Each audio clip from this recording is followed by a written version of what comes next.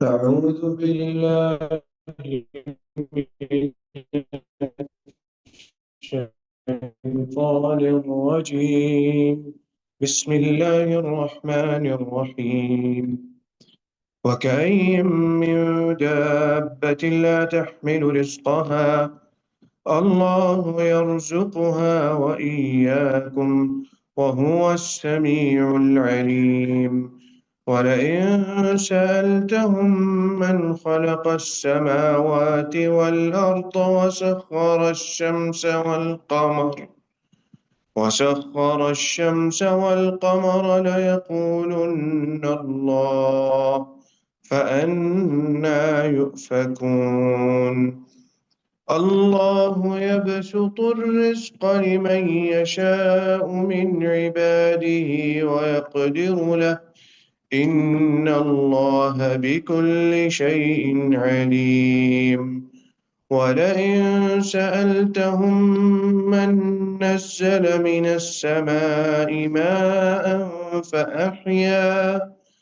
فأحيا به الأرض من بعد موتها ليقولن الله، قل الحمد لله، بل أكثرهم لا يعقلون.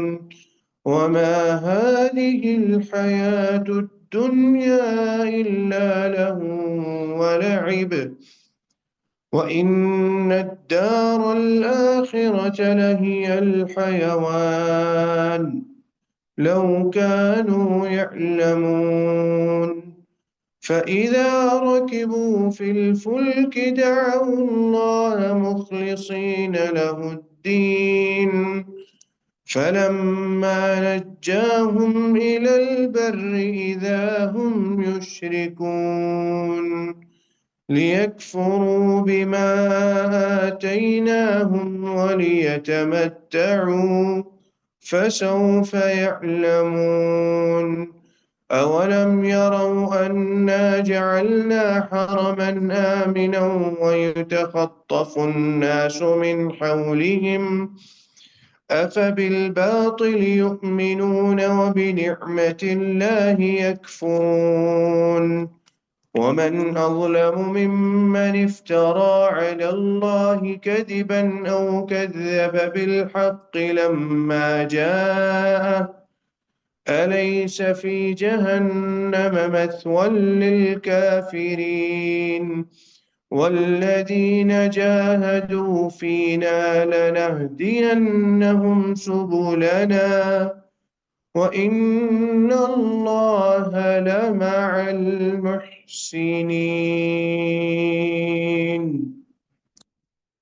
الحمد لله رب العالمين، والصلاة والسلام على أشرف الأنبياء والمرسلين نبينا محمد وعلى آله وصحبه أجمعين.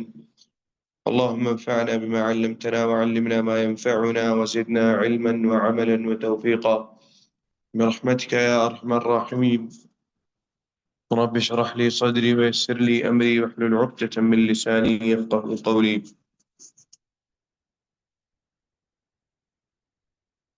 गुज़िश्ता जो आयात हैं उनमें उनको अल्लाह ताला ने एक तरह से जोड़ा है हिजरत के उमूर के साथ, हिजरत के मामलात के साथ, क्योंकि उस वक्त खिताब नबी अकरम सल्लल्लाहु अलैहि वसल्लम को मक्का में किया जा रहा था और अहले मक्का मुखातिब थे इन आयात के, मुसलमान हैं या गैर मुसलमान हैं। असल में मुसलमान जो थे उनकी तरफ ज्यादा खिताब की तवज्जो की गई इन आयात के अंदर।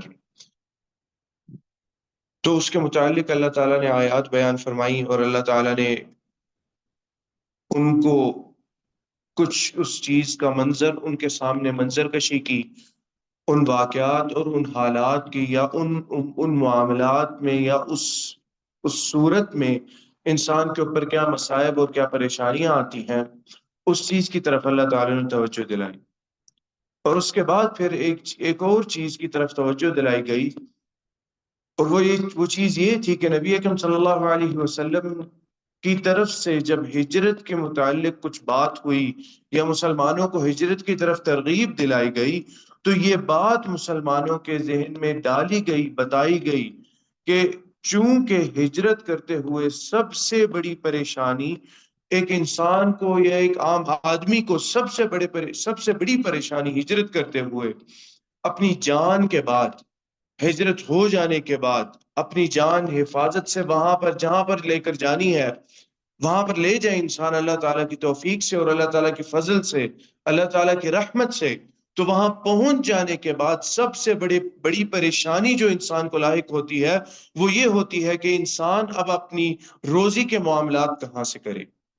جہاں پر انسان رہتا تھا وہاں پر انسان کا اپنا مکان ہے، انسان کی زمین ہے، انسان کا گھر ہے، انسان کے گھر والے موجود ہیں، انسان کے روزی کا معاملہ بچپن سے چلتا آ رہا ہے کہ والد نے کس طرح کمائی اور بچے نے کون سا راستہ اختیار کرنا ہے روزی کمانے کا۔ یہ ساری چیزیں بہت آسان ہو جاتی ہیں اس شخص کے لیے جو ایک جگہ موجود ہو، خاص طور پہ جو اپنے وطن میں موجود ہو۔ بہت ساری چیزیں اس کے لیے سامنے واضح رہتی ہیں اس کے کہ کہاں میں نے کیا کرنا ہے، کس طرح کرنا ہے، میرے والد نے کیا کیا، میرے اگر بھائی تھے انہوں نے کیا کیا، میں نے کون سی راہ اختیار کرنی ہے، میں نے اپنے کسی بھائی کے ساتھ ہی لگ جانا ہے یا میں نے اپنے کسی والد کے ساتھ جڑنا ہے۔ عام طور پہ دنیا کے معاملات یہی ہیں۔ اور جب ایک شہر میں ہوں یا اسی ملک میں رہیں جہاں پر انسان موجود ہے تو اس چیز کا اتنا انسان کو ڈر نہیں ہوتا کہ لوگ پہلے موجود ہیں، کما رہے ہیں، میں ابھی شروع کروں گا۔ تو بہت ساری چیزیں ہوتی ہیں جو انسان کے لیے آسان ہوتی ہیں۔ مشکل تب آتی ہے جب انسان ہجرت کر کے دیار غیر چلا جاتا ہے، دار غیر جاتا ہے، وہاں پر انسان کے لیے مکان نہیں ہے، گھر نہیں ہے، انسان کا چھت، جو کہ اتنی اہم چیز تھی کہ نبی اکرم صلی اللہ علیہ وسلم نے سب سے پہلے اس مسئلے کو حل کیا کہ بھئی جو لوگ مدینہ سے آئے ہیں، آپ صلی اللہ علیہ وسلم مدینہ پہنچے، مدینہ کے لوگوں نے بہت ساتھ دیا مسلمانوں کا، حد سے زیادہ ساتھ، ایسا ساتھ جس کی مثال نہیں ملتی پوری تاریخ کے اندر، جس کی مثال نہیں ملتی۔ اس کے باوجود نبی اکرم صلی اللہ علیہ وسلم نے سب سے پہلے معاملات جو حل کیے ان میں سے چند معاملات میں سے یہ ایک معاملہ تھا کہ جو لوگ آ رہے ہیں ان کو چھت کیسے مہیا کرنی ہے، اور جو لوگ وہاں سے آ رہے ہیں ان کے روزی کے معاملات کیا ہوں گے۔ روزی کے معاملات اچھے ہوں گے تو دین کے معاملات کو لے کر چل سکیں گے۔ ہر بندہ ابو ہریرہ رضی اللہ تعالی عنہ نہیں ہو سکتا۔ صحابہ کرام کے اندر بھی اگر ہر بندہ حضرت ابو ہریرہ رضی اللہ تعالی عنہ ہوتا تو حضرت ابو ہریرہ رضی اللہ تعالی عنہ کے انداز پر علم حاصل کیا جاتا جیسے انہوں نے علم حاصل کیا۔ لیکن اہل صفہ وہ چند لوگ ہی تھے اہل صفہ کے جو اہل صفہ میں آئے اور جن کو نبی اکرم صلی اللہ علیہ وسلم نے ایک خاص جگہ مہیا کی کہ یہ اہل صفہ ہیں، یہ یہاں پر آئیں گے، یہاں پہ کوئی بھی آتا ہے آئے رہے۔ ان کے کھانے کا معاملہ اس طرح تھا کہ مدینے کے لوگ آپس میں مل جل کے ان کے لیے جتنا کر سکتے تھے کر لیتے تھے۔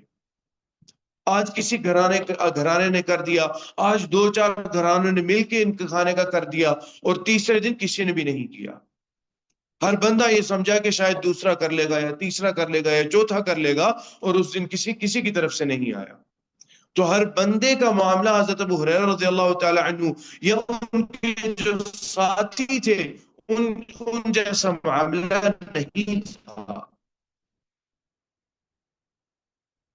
حضرت ابو ہریرہ رضی اللہ عنہ کے خیبر کے وقت یا خیبر کے بعد ان کے اسلام کا معاملہ 7 ہجری بنتی ہے یہ، اور نبی اکرم صلی اللہ علیہ وسلم کو اگر ہم آپ صلی اللہ علیہ وسلم کو زیادہ سے زیادہ لے کر بھی جائیں تو آپ صلی اللہ علیہ وسلم 11 ہجری نبی اکرم صلی اللہ علیہ وسلم کے ساتھ رہے، اور حضرت ابو ہریرہ رضی اللہ تعالی عنہ سے جو علم آتا ہے، جو علم نقل ہوتا ہے حضرت ابو ہریرہ رضی اللہ تعالی عنہ سے، وہ اس طرح کا علم نقل ہوتا ہے کہ انسان حیران رہ جاتا ہے۔ ایسا محسوس ہوتا ہے ان احادیث کو پڑھے کہ حضرت ابو ہریرہ رضی اللہ تعالی عنہ تو جیسے ساری مدینہ کی زندگی نبی اکرم صلی اللہ علیہ وسلم کے ساتھ موجود تھے، مگر حقیقت یہ ہے کہ حضرت ابو ہریرہ رضی اللہ تعالی عنہ دوست سے آئے، اپنے قبیلے سے آئے، اور وہاں سے آ کر 7ویں ہجری کو آئے غزوہ خیبر کے وقت، اور وہاں سے آ کے نبی اکرم صلی اللہ علیہ وسلم کے ساتھ اپنے آپ کو اس طرح جوڑا، اس انداز سے جوڑا حضرت ابو ہریرہ رضی اللہ تعالی عنہ نے، کہ ہمیں آج احادیث پڑھتے ہوئے ایسا محسوس ہوتا ہے کہ شاید یہ پورے مدینے کا وہ آپ صلی اللہ علیہ وسلم کا جو وقت تھا، 10 سال کا جو عرصہ تھا، حضرت ابو ہریرہ اس پورے 10 سال میں آپ صلی اللہ علیہ وسلم کے ساتھ تھے، اور ایسی کوئی بات نہیں ہے۔ آپ صلی اللہ علیہ وسلم کے ساتھ چند سال تھے حضرت ابو ہریرہ رضی اللہ تعالی عنہ، لیکن حضرت ابو ہریرہ رضی اللہ تعالی عنہ نے ہجرت کی، ہجرت کرنے کے بعد اس چیز کا غم اور پریشانی اپنے ذہن میں بالکل نہیں پالی کہ میں نے رزق اور روزی کا معاملہ کہاں سے کرنا ہے، روزی روٹی کا معاملہ میرا کیا ہوگا۔ بس نبی اکرم صلی اللہ علیہ وسلم کے ساتھ جڑ گئے، آپ صلی اللہ علیہ وسلم کے اٹھنا بیٹھنا، آپ صلی اللہ علیہ وسلم کا آنا جانا، آپ صلی اللہ علیہ وسلم کے گھر کے باہر بیٹھ جاتے کہ آپ صلی اللہ علیہ وسلم جب بھی نکلیں گے میں آپ صلی اللہ علیہ وسلم کے ساتھ ہو لوں گا۔ یہاں تک کہ حالات اس طرح ہو گئے کہ حضرت ابو ہریرہ رضی اللہ تعالی عنہ فرماتے ہیں کہ میں بھوک کی شدت سے میں گر جاتا اور لوگ یہ سمجھتے شاید آج یہ مر گیا، پھر ہوش آتی، اٹھتے اور جاتے، پھر نبی اکرم صلی اللہ علیہ وسلم کے ساتھ جڑ جاتے۔ اتنی تکلیف اور اتنی شدت کا وقت حضرت ابو ہریرہ رضی اللہ تعالی عنہ نے کاٹا، اور اس کے بعد جتنے واقعات اور جتنی جہاں جہاں آپ صلی اللہ علیہ وسلم گئے، جتنے غزوات جو بھی تھا، حضرت ابو ہریرہ رضی اللہ تعالی عنہ ساتھ ساتھ رہے نبی کریم صلی اللہ علیہ وسلم کے۔ اہل صفہ میں تھے، کوئی کھانا دے جاتا تو ٹھیک ہے کھا لیا جاتا، کوئی کھانا نہ دے کر جاتا تو نہ کھاتے۔ اہل صفہ کا معاملہ اس طرح تھا کہ ان کے پاس کچھ کھجوریں آئیں، اہل صفہ والوں نے آ کے کھجوریں دو دو تین تین کھجوریں ایک ساتھ منہ میں ڈالنا شروع کر دی، اور ایک صحابی تھے وہ ایک ایک کھجور ڈالتے ہیں تو ان کو کہتے ہیں کہ تم ایک ایک کیوں ڈالتے ہو؟ بھوک کی شدت کی وجہ سے دو دو تین تین کھجوریں ایک ساتھ منہ میں ڈال رہے تھے۔ یہ تمام اہل صفہ کا معاملہ تھا، لیکن ہر بندے کا ایمان اس مقام پر اور اس مرتبے پر نہیں ہوتا جس مرتبے پر حضرت ابو ہریرہ رضی اللہ تعالی عنہ کا مقام رہا، ایمان رہا۔ تو آپ صلی اللہ علیہ وسلم نے اس چیز کا خاص اہتمام کیا کہ میرے صحابہ کہاں پر رہیں گے، چھت کہاں پر ہوگی ان کی۔ مہاجرین صحابہ جو تھے، اور اس چیز کا خیال رکھتے ہوئے آپ صلی اللہ علیہ وسلم نے بہت سارے معاملات کیے۔ پھر اس کے بعد آپ صلی اللہ علیہ وسلم نے ان کے کھانے پینے کا معاملہ، ان کی کمائی کا معاملہ، جو تاجر صحابہ کرام تھے وہ اپنی تجارت میں لگ گئے، کس طرح تجارت میں لگنا ہے، کسی کے ساتھ لگنا ہے، کسی کہاں پہ لگنا ہے، سارے معاملات آپ صلی اللہ علیہ وسلم نے دیکھے۔ مالی طور پہ صحابہ کرام کو آپ صلی اللہ علیہ وسلم نے اتنا بنایا کہ کم سے کم روزی کے معاملات وہ اپنے چلانے، اس لحاظ سے وہ پریشان نہ ہو۔ اس کے باوجود اگر آپ نبی اکرم صلی اللہ علیہ وسلم کی سیرت پڑھیں تو آپ کو اندازہ ہوگا کہ ان معاملات کے باوجود کتنی سختیاں نبی اکرم صلی اللہ علیہ وسلم اور صحابہ کرام پر مدینہ میں ہجرت کے بعد بھی آئیں۔ اللہ تعالیٰ نے امتحان لیا صحابہ کرام کا۔ احزاب کا واقعہ کس کو نہیں پتا؟ احزاب کا مطلب کیا ہے؟ احزاب کا مطلب متعدد لشکر ہے۔ یہ وہ جنگ ہے جس کے اندر سارے لشکر مسلمانوں کے خلاف جمع ہو گئے تھے، پورا عرب مسلمانوں کے خلاف جمع ہو گیا تھا، عرب کے عیسائی بھی مسلمانوں کے خلاف جمع ہو گئے تھے۔ ہر وہ بندہ جو مسلمان نہیں تھا یا تو وہ خود آ گیا، یا اس نے اپنے قبیلے کے بندے بھیج دیے، یا اپنا پورا لشکر لے کر آ گیا، یا اپنے لشکر کو بھیجا، خود اپنے قبیلے میں رہا، لیکن سارے مسلمانوں کے خلاف جمع ہو گئے۔ اور اس وقت حالت یہ تھی کہ اس وقت قحط کا معاملہ تھا، قحط کا سما تھا مدینہ کے اندر، کھانا کھانے کی شدت سے کمی تھی، لیکن نبی اکرم صلی اللہ علیہ وسلم اور مسلمانوں نے اپنی حفاظت کرنی تھی۔ نبی اکرم صلی اللہ علیہ وسلم صحابہ کرام کے ساتھ بیٹھے، مشورہ لیا نبی اکرم صلی اللہ علیہ وسلم نے صحابہ کرام سے کہ ہم نے کیا کرنا ہے، کس طرح کرنا ہے، اور پھر وہاں سے خندق کا ایک معاملہ سامنے آیا کہ خندق کھودنی ہے، اور اس خندق کو کھودنے میں کس طرح نبی اکرم صلی اللہ علیہ وسلم بھوک کی شدت سے آپ صلی اللہ علیہ وسلم گزرے، اور تمام صحابہ کرام شدید بھوک کی حالت میں تھے۔ یہ وہ چیز ہے جس کی طرف یہاں پر اللہ تعالیٰ اشارہ کر رہے ہیں۔ اللہ تعالیٰ ارشاد فرماتے ہیں کہ اس چیز کا کے متعلق تمہیں پریشان ہونے کی ضرورت نہیں ہے، اس چیز کی ذمہ داری اللہ تعالیٰ نے اپنے سر لے رکھی ہے۔ اللہ تعالیٰ ارشاد فرماتے ہیں وَكَأَيٍّ مِّن دَابَّةٍ لَا تَحْمِلُ رِزْقَهَا اللَّهُ يَرْزُقُهَا وَإِيَّاكُمْ وَهُوَ السَّمِيعُ الْعَلِيمُ، اور کوئی ایسا چرند پرند جان والا جس کے جاندار لا تحمل رزقها، اس کا رزق اس کسی کی ذمہ داری نہیں ہے، نہ ہی اس نے خود اپنے رزق کی خود ذمہ داری اٹھا رکھی ہے، اور نہ ہی کسی اور نے اس کے رزق کی ذمہ داری اٹھا رکھی ہے۔ انسان کے ہاتھ میں لوگوں کے رزق موجود ہوں تو انسان تو ظلم کرنے سے پیچھے ہٹے نہ۔ کوئی ایسا معاملہ نہ ہو کہ جس معاملے کے اندر انسان پر ظلم اور سختی نہ کر دے۔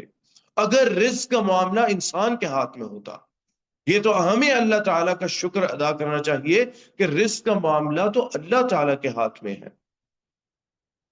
انسان فرعون بننے میں وقت نہ لگا تھا، اگر رزق کا معاملہ اللہ تعالیٰ نے انسانوں کے رزق کا معاملہ انسانوں کے ہاتھ میں دے دیا ہوتا۔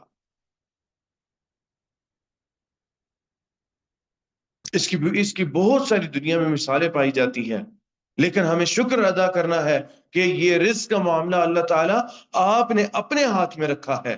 کبھی انسان پر سختی آتی ہے، کبھی انسان پر شدت آتی ہے، وہ انسان کو اللہ تعالیٰ جانچتے ہیں، اللہ تعالیٰ انسان کا امتحان لیتے ہیں۔ اللہ تعالیٰ انسان پر کبھی سختی لے کر آتے ہیں، خاص طور پہ مومن پر۔ مومن کا معاملہ ہے اس طرح کا کہ اللہ تعالیٰ مومن کے ساتھ امتحان والا معاملہ رکھتے ہیں کہ ساری نعمتیں اس دنیا میں تو نہیں لے جانی، آخرت کے لیے بھی تو کچھ رکھنا ہے۔ اگر سارا کچھ اس دنیا میں ہو جائے گا، صحابہ کرام تو روتے تھے نبی اکرم صلی اللہ علیہ وسلم کے جانے کے بعد، روتے تھے اس ڈر سے کہ ہماری، کیونکہ اللہ تعالیٰ نے مال و دولت کی کثرت اور فراوانی جو تھی وہ مدینہ میں تھی، اور اللہ تعالیٰ نے مال و دولت عطا کیا صحابہ کو بعد میں، اور صحابہ کرام اس چیز سے ڈرتے تھے، روتے تھے اس چیز پر کہ کہیں ہماری جتنی بھی اللہ تعالیٰ کی طرف سے نعمتیں اور اللہ تعالیٰ کے جو ہمیں عطا کر رہے ہیں، کہیں یہ آخرت سے پہلے سارے کا سارا ہمیں نہ عطا کر دیا جائے، ہماری نیکیوں کا بدلہ کہیں اس دنیا میں ہی نہ عطا کر دیا جائے۔ اس چیز کو سوچ کے روتے تھے۔ ہم کبھی اس چیز کو سوچ کے روئے ہیں؟ اور حالات صحابہ کرام کے دیکھیں کیا ہوتے تھے، اس کے باوجود انہوں نے یہ سمجھا کہ ہم تو بڑی نعمتوں میں ہیں، ہمیں تو جیسے کوئی پریشانی ہی اب لاحق نہیں ہوئی جب سے نبی اکرم صلی اللہ علیہ وسلم گئے ہیں، اس کے باوجود روتے۔ اس بات کو سوچ کے کہ کہیں اللہ یہ نہ کہہ دیں کہ جتنا اجر و ثواب اور جتنا تمہیں بدلہ ملنا تھا وہ تو دنیا میں دے دیا، قیامت کے لیے تو کچھ نہیں رہا۔ یہ بات صحابہ کرام کے ذہن میں تھی، یہ انداز تھا ان کا سوچنے کا ان معاملات کو۔ اور ہمارے زمانے میں، اس زمانے میں ایک کم سے کم آدمی، اس کا بھی اگر مقابلہ کیا جائے صحابہ کرام کے معاملات سے، یا صحابہ کرام کی جو عام ایک صحابی تھے ان سے ان کا تقابل کیا جائے اگر، تو شاید وہ ایک کم سے کم آدمی بھی آج کے زمانے کا مالی لحاظ سے بہتر ہو صحابہ کرام سے۔ دیکھیں صحابہ کرام کے اندر امراء صحابہ کرام ان کی کثرت نہیں ہے، اللہ تعالیٰ ایسے صحابہ کرام موجود ہیں جن کو اللہ تعالیٰ نے بہت پیسہ دیا، لیکن وہ کثرت نہیں تھی ان کی۔ کثرت ایسے ہی صحابہ کرام کی تھی جن کے معاملات سخت رہے، جن کو شدت کا سامنا تھا، اور جن کو اللہ تعالیٰ نے مال عطا کیا انہوں نے اپنے لیے حالات خود سخت بنا لیے، سارا مال صدقے میں دے دیتے۔ زینب رضی اللہ تعالی عنہ، دو ہیں نبی اکرم صلی اللہ علیہ وسلم کے زوجات میں جن کا نام زینب ہے، زینب بنت خزیمہ اور زینب بنت جحش۔ دونوں کے بارے میں آتا ہے کہ فقراء کو پریشانی ہی نہیں تھی جب تک یہ دونوں زینب ان کے درمیان موجود تھی، کہ ان کا ہاتھ رکتا ہی نہیں دینے کے معاملے میں۔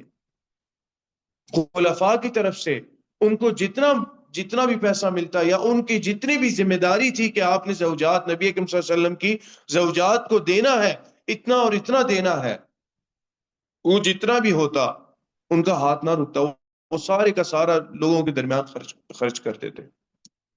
لیکن اس طرح کا خرچ کرنے کے لیے انسان میں پھر ایمان کی بھی طاقت کی ضرورت ہے۔ اگر انسان میں اس طرح کے ایمان کی طاقت نہیں تو نبی اکرم صلی اللہ علیہ وسلم والی بات ہے کہ آپ صلی اللہ علیہ وسلم نے حضرت عمر سے پوچھ لیا کہ عمر گھر والوں کے لیے کیا چھوڑ کے آئے ہو؟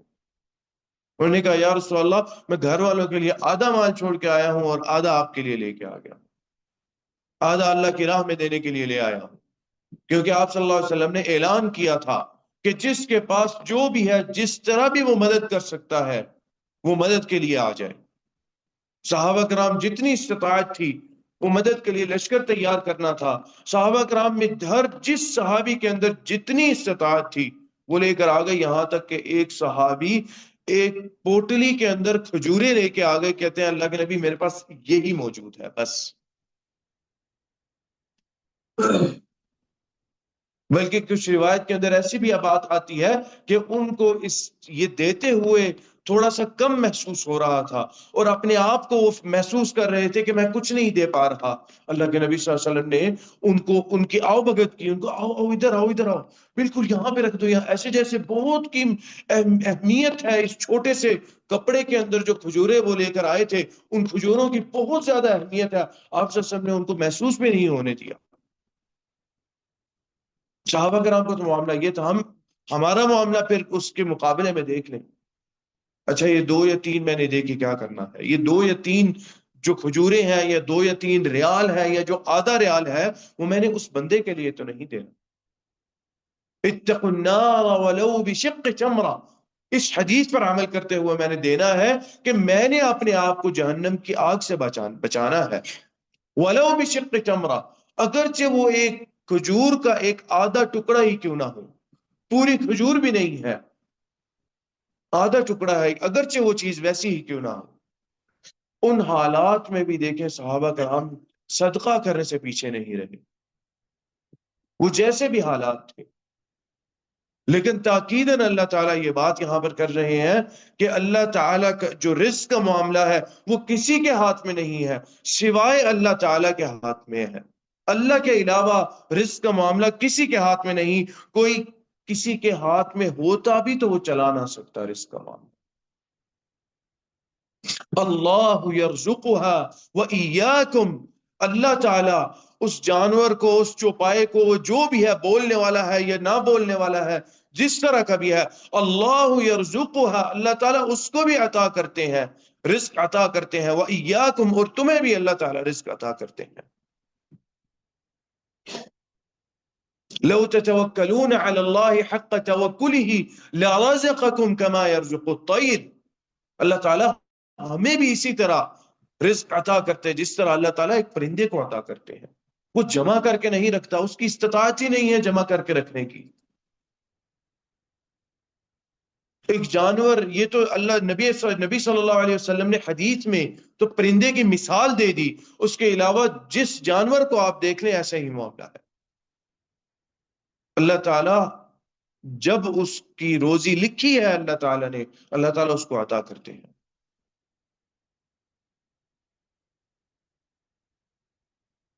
ایسا ہو نہیں سکتا کہ اللہ تعالیٰ روزی اور اللہ تعالیٰ نے لکھی ہو اور وہ اس کو پہنچے نہ۔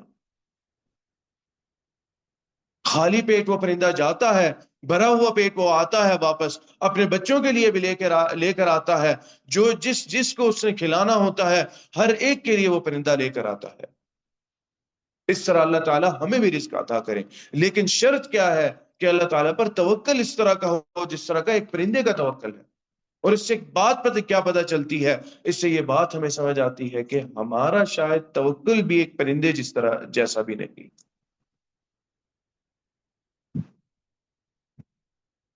ہم نے محنت کرنی ہے، محنت سے انکار نہیں ہے، کیونکہ پرندہ بھی محنت کرتا ہے لیکن اللہ تعالیٰ اس کے بدلے میں پھر اس کو عطا کرتے ہیں۔ لیکن اس کا ایمان اور اس کا یقین اللہ تعالیٰ پر ہی ہے کہ مجھے اللہ تعالیٰ عطا کریں گے۔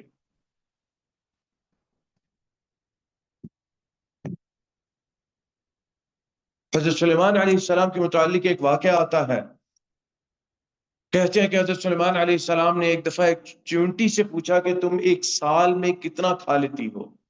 اس نے بتایا کہ میں ایک سال میں اتنا کھا لیتی ہوں۔ حضرت سلیمان علیہ السلام نے اتنا کھانا ایک برتن میں ڈال کے اس کو چونٹی کو اندر ڈالا اور وہ بند کر دیا۔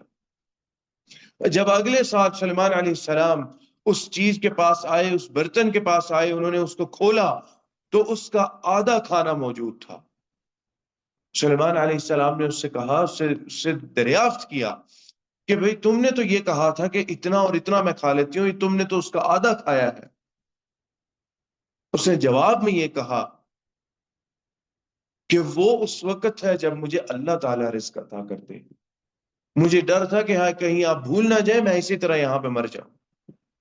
انسان کا معاملہ یہی ہے۔ حضرت سلیمان علیہ السلام کو اس پہ غصہ نہیں چڑھا کہ بھئی تم کیا ہو، کس طرح ہو، تمہیں پتہ نہیں ہے میں کون ہوں، میں بادشاہ ہوں، مجھے اللہ تعالیٰ نے کیا کچھ عطا کر رکھا ہے، مجھے اللہ تعالیٰ نے کون کون سی قوت عطا کر رکھی ہے۔ جانوروں سے بات کرنا، جنات کا حضرت سلیمان علیہ السلام کے ان تمام کنٹرول جنات کا حضرت سلیمان علیہ السلام کے ہاتھ میں ہے، اور ہوا کو حضرت سلیمان علیہ السلام اب خود کنٹرول کرتے ہیں، جہاں چاہتے ہیں، جس طرح چاہتے ہیں، جس تیزی سے چاہتے ہیں حکم دیتے ہیں، وہ ہوا چلتی ہے۔ ایسی بادشاہت سلیمان علیہ السلام کو عطا کی اللہ تعالیٰ نے کہ اس کے بعد اللہ تعالیٰ نے کسی کو ایسی بادشاہت نہیں عطا کی، اور یہ دعا تھی سلیمان علیہ السلام کی۔ اس چیز کا نبی اکرم صلی اللہ علیہ وسلم نے بھی اقرار کیا۔ تو سلیمان علیہ السلام کے معاملے میں جن کو اللہ تعالیٰ نے اتنی استطاعت عطا کی تھی یا اتنی قوت عطا کی تھی، ان کا معاملہ اس طرح تھا، تو ایک عام آدمی کا معاملہ کیا ہوگا؟ اس لیے چاہیے ہمیں کہ ہم اللہ تعالیٰ پر توکل کریں اس طرح جس طرح توکل کرنے کا حق ہے، اور جب ہم یہ کام کریں گے تو ہم اللہ تعالیٰ کو وہ مقام اور وہ مرتبہ اور وہ عزت ہم عطا کریں گے جو اللہ تعالیٰ کے جس کے اللہ تعالیٰ حقدار ہیں، جس کے بارے میں اللہ تعالیٰ قرآن میں یہ بات ارشاد کرتے ہیں۔ اللہ تعالیٰ فرماتے ہیں کہ وَمَا قَدَرُ اللَّهَ حَقَّ قَدْرِ، کہ تم لوگوں نے اے انسان اللہ تعالیٰ کی جو قدر ہے، جو عظمت ہے، وہ ویسے نہیں کی جیسے حقدار ہے اللہ تعالیٰ جس کے۔ اور اس کے اندر سب سے پہلی بات توحید کے مسائل آ جاتے ہیں، اور توکل توحید کے مسائل کے اندر ایک بہت بڑی چابی ہے۔ جتنی ہماری توحید پختہ ہوگی اتنا ہمارا توکل اللہ تعالیٰ پہ زیادہ ہوگا، اور جتنی ہماری توحید کمزور ہوگی اور اتنا ہی توکل ہمارا اللہ تعالیٰ پر کمزور ہو جائے گا۔ اور اس چیز کو برقرار رکھنا، اس توکل کو ایک مقام پہ برقرار رکھنا، یہ آسان چیز نہیں ہے۔ آسان حالات میں اللہ تعالیٰ پر توکل کرنا آسان ہے، مشکل میں اللہ تعالیٰ پر توکل کرنا ہے کہ اب ہم پریشانی میں ہیں، جس بھی حالت میں ہیں، اس حالت میں بھی میں نے اللہ تعالیٰ پر ہی توکل کرنا ہے۔ اللہ تعالیٰ ہی ہے جو مجھے عطا کرنے والے ہیں، اللہ تعالیٰ ہی ہے جو مجھے نجات دلانے والے ہیں۔ آگے اللہ تعالیٰ ارشاد فرماتے ہیں وَهُوَ السَّمِيعُ الْعَلِيمُ، اور اللہ تعالیٰ کیا ہے؟ سننے والے ہیں اور جاننے والے ہیں۔ آگے اللہ تعالیٰ ارشاد فرماتے ہیں، پھر توحید کی طرف واپس اللہ تعالیٰ لے کر آ گئے، وَلَئِن سَأَلْتَهُمْ، اور اگر اے اللہ کے نبی صلی اللہ علیہ وسلم آپ ان سے پوچھتے ہیں، سَأَلْتَهُمْ پوچھتے ہیں آپ ان سے، من خلق السماوات والارض وسخر الشمس والقمر لَيَقُولُنَّ اللَّهُ، کہ کس نے آسمان اور زمین کو پیدا کیا، وَسَخَّرَ الشَّمْسَ وَالْقَمَرَ، اور شمس اور قمر، سورج اور چاند کو اپنے ایک خاص راستے پر اللہ تعالیٰ نے چلا رکھا، وہ اپنے اس راستے سے نکلتے نہیں، وہ ٹکراتے نہیں، وہ وہاں سے ہل نہیں جاتے۔ کیوں نہیں ہوتا؟ یہ کون کرتا ہے؟ لَيَقُولُنَّ اللَّهُ، تو وہ ضرور یہ کہیں گے کہ یہ اللہ تعالیٰ ہی ہے جو کرتے ہیں، یہ رب ہے ہمارا جو کرتا ہے۔ یہاں پہ دو تاکیدی حروف ہیں، لام اور اس کے بعد نون تاکیدہ۔ اللہ تعالیٰ یہ بھی کہہ سکتے تھے یقولون اللہ، وہ جواب دیتے ہیں، وہ کہتے ہیں کہ وہ اللہ تعالیٰ ہے۔ لیکن یہ بات اللہ تعالیٰ نے نہیں کہی، بلکہ اللہ تعالیٰ نے یہ کہا کہ وہ ضرور بھی ضرور 2 دفعہ ایک ہی کلمے کے اندر اللہ تعالیٰ نے شدت اور تاکید کا کلمہ لے کر آ گئے، اور وہاں پہ ظاہر کر دیا کہ اصل میں انسان کے دل کے اندر یہ بات ہمیشہ موجود رہتی ہے۔ وہ ضرور بھی ضرور یہ کہیں گے کہ یہ تو اللہ تعالیٰ کے ہاتھ میں ہے سارا کچھ، رب اللہ تعالیٰ ہے ہر شے کے، ہر ہر انسان کے اللہ تعالیٰ رب ہے، ہر مخلوق کے اللہ تعالیٰ رب ہے۔ یہ عقیدہ اس وقت کے کفار میں موجود تھا، لیکن یہ عقیدہ آج کے کفار میں موجود نہیں ہے، یا آج کے مشرکین میں یہ عقیدہ موجود نہیں ہے۔ اس وقت کے مشرکین میں یہ عقیدہ موجود تھا، جس کی وجہ سے اللہ تعالیٰ نے یہ بات یہاں پر ذکر کی۔ آگے اللہ تعالیٰ ارشاد فرماتے ہیں فَأَنَّا يُؤْفَكُونَ، تو کس بات پہ یا وہ کیا بات یہ لوگ کرتے ہیں، یا کس بات کا اعتراض کیا جاتا ہے، کس چیز پر اعتراض کرتے ہیں؟ ان لوگوں کا اعتراض الوہیت پر تھا، عبادت کے معاملے میں نبی اکرم صلی اللہ علیہ وسلم کے ساتھ لڑائی تھی، رب ہونے کے معاملے میں لڑائی نہیں تھی۔ رب تو مانتے تھے کہ اللہ تعالیٰ رب ہے، پکارنے کے معاملے میں اللہ تعالیٰ نے قرآن میں ہی ارشاد فرمایا کہ اگر تمہیں کوئی مصیبت اور کوئی پریشانی آتی ہے تو اللہ تعالیٰ کو ہی پکارنے لگتے ہیں، اور جب وہاں سے نجات اللہ تعالیٰ عطا کرتے ہیں تو کسی اور کو پکارنا شروع کر دیتے ہیں۔ یہ چیز تو اللہ نے قرآن میں ارشاد فرما دی۔ فَأَنَّا يُؤْفَكُونَ، اعتراض کس بات کا ہے، کس چیز، کیا باتیں تم لوگ بناتے ہو؟ وہ باتیں عبادت کے معاملے میں تھی۔ رب تو ان عبادت کس کی کرنی ہے، یہاں پر آ کر لڑائی شروع ہو گئی۔ جب نبی اکرم صلی اللہ علیہ وسلم نے بھی اعلان کیا کہ اے لوگو قولوا لا الہ الا اللہ تفلحوا تملکوا العرب والعجم، آپ صلی اللہ علیہ وسلم نے نتیجہ بھی دیا، آپ صلی اللہ علیہ وسلم نے اس کا بدلہ بھی دیا کہ اس دنیا میں یہ بدلہ ہوگا کہ بادشاہ بن جاؤ گے، ہر چیز اللہ تعالیٰ تمہارے قدموں کے تحت کر دے گا۔ لیکن اس کے باوجود وہ عبادت والی بات وہاں پہ وہ آ کے رک گئے کہ بھئی ہمارے باپ دادا نے ایسے کیا تھا، آپ آ کے کیسے بتاتے ہیں اس طرح ہے اور اس طرح ہے؟ ہمارے باپ دادا نے ہمیں یہ بات بتائی تھی، آپ آ کے کیوں کہتے ہیں کہ جی صرف ایک اللہ کی عبادت کرو، ان بتوں کو گرا دو، ان کو توڑ دو، یہ جھوٹے ہیں، ان کو پکارنا بند کر دو، قیامت کے دن ان کو لایا جائے گا، ان سے پوچھا جائے گا، یہ تو بات نہیں کریں گے، یہ تمہارے خلاف گواہی دے دیں گے، یہ تم کیوں کہتے ہو؟ نبی اکرم صلی اللہ علیہ وسلم سے وہ لوگ کہتے ہیں۔ لڑائی ہی اس بات کی شروع ہو گئی۔ جب آپ صلی اللہ علیہ وسلم نے کہا انی نذیر لکم بین یدی عذاب شدید، ابو لہب نے کھڑے ہو کے کہا تبا لک لہذا جمعتنا، لعنت ہو تمہارے اوپر، نعوذ باللہ، کہ اس لیے تم نے ہمیں جمع کیا ہے، یہ وجہ تھی تم نے ہمیں جمع کیا ہے۔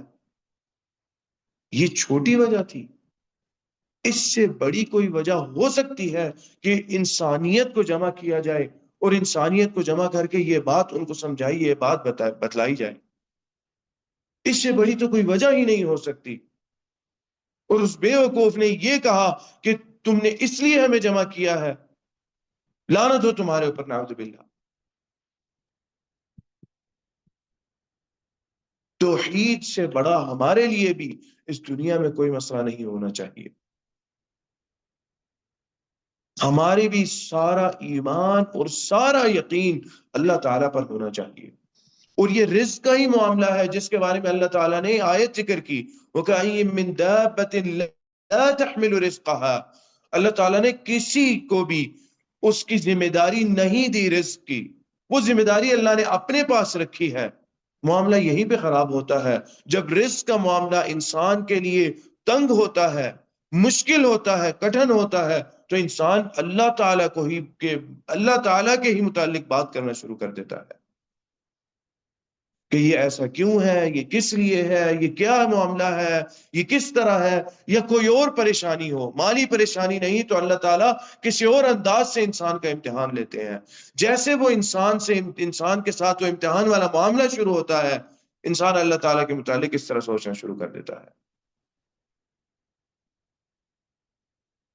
نسأل اللہ السلامۃ والعافیہ۔ آگے اللہ تعالیٰ ارشاد فرماتے ہیں اللہ، یہ اللہ ہی ہے، یبسط الرزق لمن یشاء، کھولتے ہیں رزق کو، لمن یشاء، جس کے لیے چاہتے ہیں، من عبادہ، اپنے بندوں میں سے، ویقدر لہ، اور اللہ تعالیٰ اس پر مقدر کر دیتے ہیں یا اس کے لیے مقدر کر دیتے ہیں وہ چیز، اس کے مقدر میں وہ چیز کر دیتے ہیں۔ کون ہے وہ اس چیز کو پھیر سکے؟ دنیا میں بڑے بڑے آئے جنہوں نے لوگوں کے ایمان کو ڈگمگانے کی کوشش کی، لوگوں کے ایمان کو اللہ تعالی سے ہٹانے کی کوشش کی کہ میں بھی دیکھو ایسے کر سکتا ہوں، میں بھی یہ کر سکتا ہوں، میں بھی یہ کر سکتا ہوں، اس کو دے دیا، اس کو مار دیا، اس سے چھین لیا، اس کو عطا کر دیا۔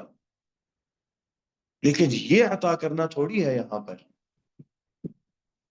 اللہ تعالیٰ بنا ظلم کے ایسی جگہ سے عطا کرتے ہیں کہ نہ کسی سے لیا نہ کسی سے چھینا، اس کے باوجود اللہ تعالیٰ دوسرے کو عطا کرتے ہیں، اور جس سے اللہ تعالیٰ نے لیا اس کے اندر کسی کا ہاتھ نہیں۔ اگر اللہ تعالیٰ نے لیا تو ہمارا بھی ایمان ہونا چاہیے کہ یہ اللہ تعالیٰ کا دیا ہوا تھا اور اللہ تعالیٰ نے ہم سے لے لیا۔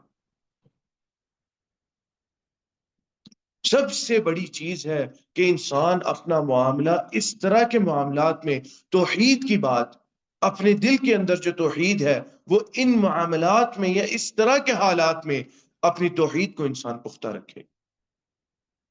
پریشان ہوتا ہے، انسان کی طبیعت ہے، انسان پریشان ہو جاتا ہے، لیکن اس پریشانی میں ہم نے اللہ تعالی سے مانگنا ہے جو میری چاہت ہے، اللہ تعالیٰ یہ نہیں ہوا، بہت تکلیف ہے اللہ تعالیٰ دل کے اندر، یہ نہیں ہوا، کیوں نہیں ہوا یہ سمجھ نہیں، یہ نہیں پوچھوں گا میں، دل کرتا ہے پوچھنے کا کہ اللہ تعالیٰ کیوں نہیں ہوا یہ، لیکن اللہ تعالیٰ میرا ایمان تجھ پر یہ ہے، اور یہ سوال میں نہیں پوچھوں گا کہ اللہ تعالیٰ یہ کیوں نہیں ہوا، یہ نہیں ہوا تو اس وجہ سے کہ میرے لیے خیر اس میں تھی کہ یہ نہیں ہوا۔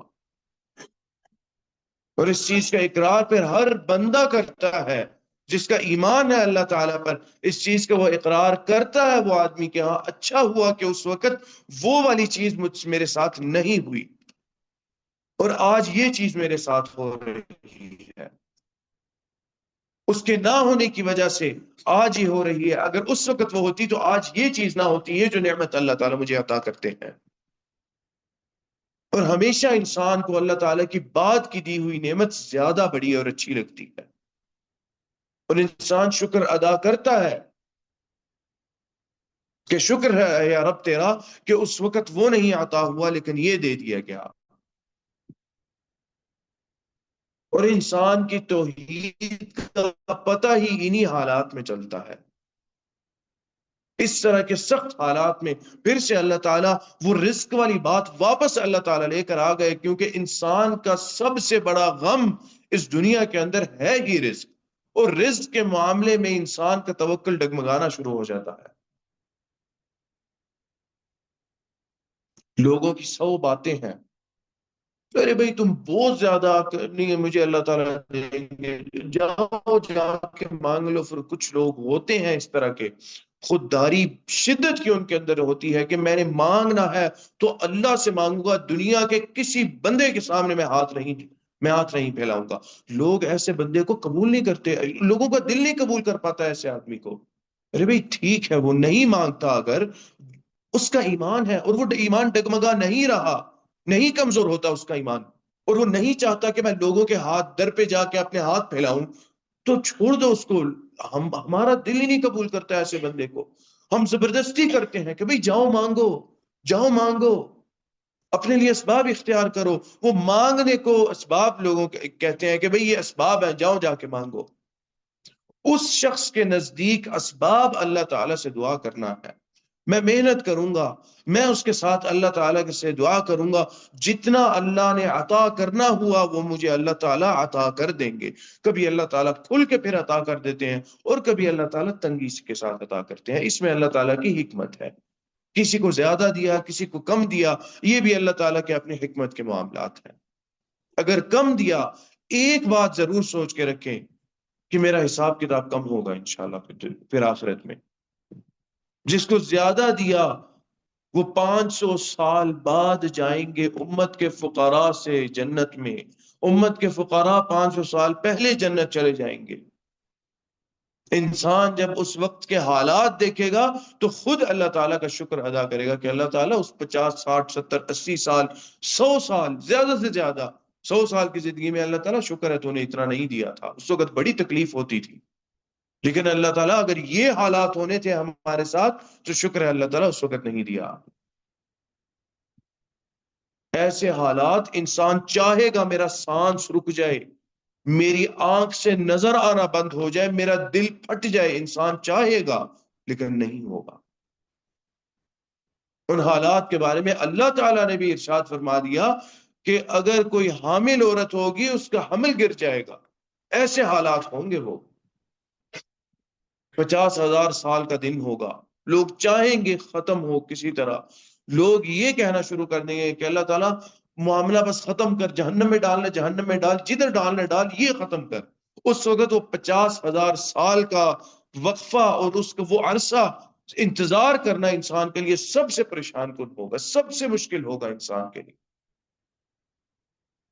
وہ جب حالات ہوں گے تو انسان شکر ادا کرے گا کہ اللہ تعالیٰ شکر ہے تو نے نہیں دیا تھا دنیا میں.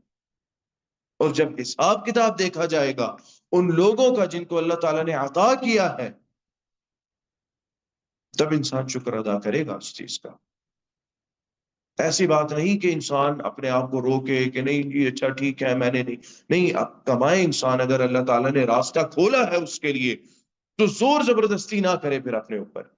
کمائے لیکن اب مال کا حق دے, جو اللہ تعالیٰ نے اس کے مال میں حق رکھا ہے وہ حق دے, اللہ تعالیٰ کی راہ میں وہ حق دے, اور اس کے بعد اپنے مال سے لوگوں کو جتنا زیادہ ہو سکتا ہے دے, تاکہ انسان اپنے معاملے میں اپنے لیے, کیونکہ دل میں اللہ تعالیٰ نے اس دنیا میں مال کی محبت رکھ دی ہے اللہ تعالیٰ نے, اور اس کثرت سے مال کمانے کو اللہ نے حرام نہیں قرار دیا. حساب کتاب کا کہا کہ تھوڑا لمبا ہوگا بس, لیکن ویسے کمانے نہیں دیے. یہ نہیں فرمایا کہ بھئی یہ جائز نہیں ہے. اس لیے انسان اپنے لیے گواہ پیدا کر لے, لوگوں کی اتنی مدد کرے. اللہ تعالیٰ آپ نے مجھے دیا ہے, میں اتنی مدد کروں گا, اتنی مدد کروں گا, اتنی مدد کروں گا کہ انشاءاللہ اپنے لیے میں گواہ پیدا کر لوں گا.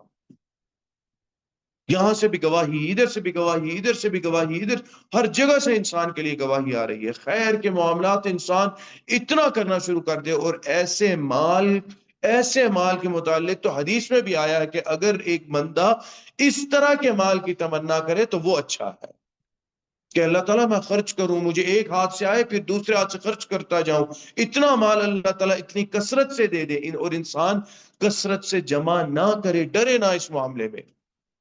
مجھے روز کا آتا ہے, مجھے روز کے لاکھوں آتے ہیں, وہ لاکھوں کے لاکھوں نکال دیے انسان نے. اللہ تعالیٰ نے کوٹھیاں بھی دی ہیں, اللہ تعالیٰ نے روٹی بھی نہیں روکی, اللہ تعالیٰ نے رزق بھی عطا کیا ہے, سب کچھ اللہ تعالیٰ نے عطا کر رکھا ہے. اس حالت میں ہمارا معاملہ یہ ہے کہ ہم اور روک کے رکھتے ہیں کہ بھئی میں اور جمع کر لوں, میں یہ بھی کر لوں, میں یہ بھی کر لوں, میں یہ بھی کر لوں. ہمارے درمیان اور اس امیر کے درمیان جس کے متعلق حدیث میں آیا ہے کہ وہ ایسی امارت کی طلب انسان اگر کرے تو جائز ہے, وہ امارت یہی ہے کہ انسان بہت عطا کرتا ہے اس امارت کے اندر, اللہ تعالیٰ کی راہ میں خرچ کرتا ہے. ایسی امارت ہو تو انسان کے اپنے لیے جس کو انسان عطا کرے گا, خلوص دل کے ساتھ انسان عطا کرے گا, اللہ تعالیٰ اس بندے کو, اس شخص کے لیے جس کو عطا کرے گا اللہ تعالیٰ اس شخص کے لیے, دینے والے کو اللہ تعالیٰ دینے والے کے حق میں اللہ تعالیٰ گواہ بنا دیں گے, اس نیکی کا گواہ بنا دیں گے.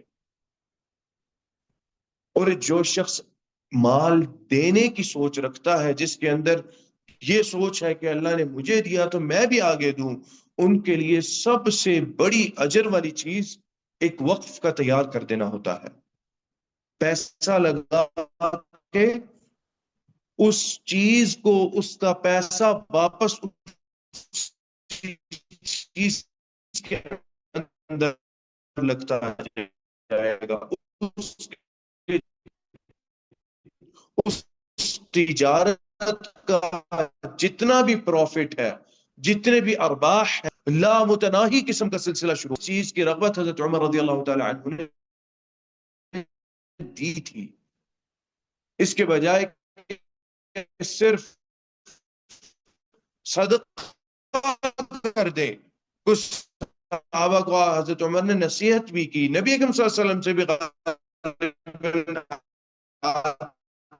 ہے اس طرح کی چیز کہ اگر صرف صدقہ کر دینا، اللہ کی راہ میں وقف کر دو۔ آج بھی ان کی زمینیں، وہ وقف شمال آج بھی موجود ہے، اس لیے حضرت عثمان بن عفان رضی اللہ تعالیٰ عنہ کا بینک اکاؤنٹ آج بھی موجود ہے راجی بینک کے اندر۔ ان کا یہ اخلاص نیت تھا کہ آج 1400 سال بعد بھی حضرت عثمان بن عفان کا وہ معاملہ آج بھی چل رہا ہے، وہ بینک اکاؤنٹ آج بھی نہیں۔ کچھ لوگوں نے تو یہ بات بھی کی کہ حضرت عثمان بن عفان کے نام پہ کچھ بلڈنگز بھی موجود ہیں مکہ کے اندر، جو گورنمنٹ اسی پیسے کو استعمال کر کے جس نے بنائی اور جو اس راستے میں خرچ کی جا رہی ہے، جن کو اس انداز سے استعمال کیا جاتا ہے، اور ان کا پیسہ واپس، ان کا جتنا بھی ارباح اور جتنے بھی پروفٹس آتے ہیں ان کو اس اکاؤنٹ میں ڈالا جاتا ہے، اور اس کو پھر واپس اللہ تعالیٰ کی راہ میں استعمال کیا جاتا ہے۔ وہ آج تک سرکل چل رہا ہے، جتنی بھی حکمران آئے، یہ اللہ تعالیٰ کی، دیکھیں اللہ تعالیٰ کی توفیق تھی کہ ہم نے اس چیز کا خیال رکھنا ہے، یہ نہیں کہ گول کر دینا، گما دینا۔ 1400 سال بعد بھی اللہ تعالیٰ نے اس کو محفوظ کر کے رکھا۔ یہ مالداروں کے لیے سب سے بڑی چیز ہے کہ ایک وقف تیار کر دیں، اپنے بچوں کے لیے ہو، اپنے خاندان والوں کے لیے ہو، بہت اجر ہے اس کے اندر۔ آگے اللہ تعالیٰ ارشاد فرماتے ہیں، ان اللہ، بے شک اللہ تعالیٰ، بکل شیء، ہر چیز پر، علیم، اللہ تعالیٰ علم رکھتے ہیں، ہر چیز کا علم اللہ تعالیٰ رکھتے ہیں، کوئی ایسی چیز نہیں جو اللہ تعالیٰ کے علم سے باہر ہو۔ کیونکہ رزق کی بات کر رہے تھے، رزق کا تعلق علم کے ساتھ ہے، کس کو کتنا دینا ہے، کیسے دینا ہے، کیوں دینا ہے، زیادہ ہے، تھوڑا ہے، اس کی کیا وجہ ہے، اس ساری چیز کا تعلق علم کے ساتھ ہے۔ اسی انداز سے اللہ تعالیٰ نے آیت کا بھی اختتام کیا، ان اللہ بکل شیء علیم، اللہ تعالیٰ کسی کے لیے کھولتے ہیں اور کسی کے لیے اللہ تعالیٰ تنگ کر دیتے ہیں۔ کسی کے لیے کھولتے ہیں تو وہی مقدر میں لکھ دیا، جس کے لیے تنگ کیا کچھ وہی مقدر میں لکھ دیا۔ کیوں لکھا؟ اس کا علم اللہ تعالیٰ کے پاس ہے، کسی کو زیادہ دیا، کسی کو کم دیا۔ کافر ہے، اللہ تعالیٰ پر ایمان نہیں ہے، بہت سے ایسے ہیں جن کو بہت زیادہ اللہ تعالیٰ نے عطا کیا، اور بہت سے ایسے ہیں جن کا سخت انکار ہے اللہ تعالیٰ کے ساتھ، ان کا کوئی ایمان نہیں ہے اللہ تعالیٰ پر، اس کے باوجود اللہ تعالیٰ نے کچھ نہیں دیا۔ یہ معاملات اللہ تعالیٰ کے ہاتھ میں ہے۔ ہاں یہ بات ہے کہ اللہ تعالیٰ نے کفار کے لیے اس دنیا کو جنت بنایا ہے، الدنیا سجن المؤمن و جنت الکافر، کافر کے لیے ہے جنت، اور اس لیے وہ یہ سوچتا ہے کہ میں جو چاہوں، جیسے چاہوں، جس انداز سے چاہوں، بس میرے پاس پیسہ آنا چاہیے۔ حلال اور حرام کی تمیز اللہ تعالیٰ نے ایک مسلمان کو دی ہے، اس کا خیال رکھنا ایک مسلمان کو اللہ تعالیٰ نے عطا کیا ہے، اور اس چیز کے اثرات ایک مسلمان پھر اپنی آنے والی نسل کے اندر محسوس کرتا ہے، اپنے گھر میں محسوس کرتا ہے، اپنی زندگی میں اس کی برکت، حلال کی برکت انسان محسوس کرتا ہے۔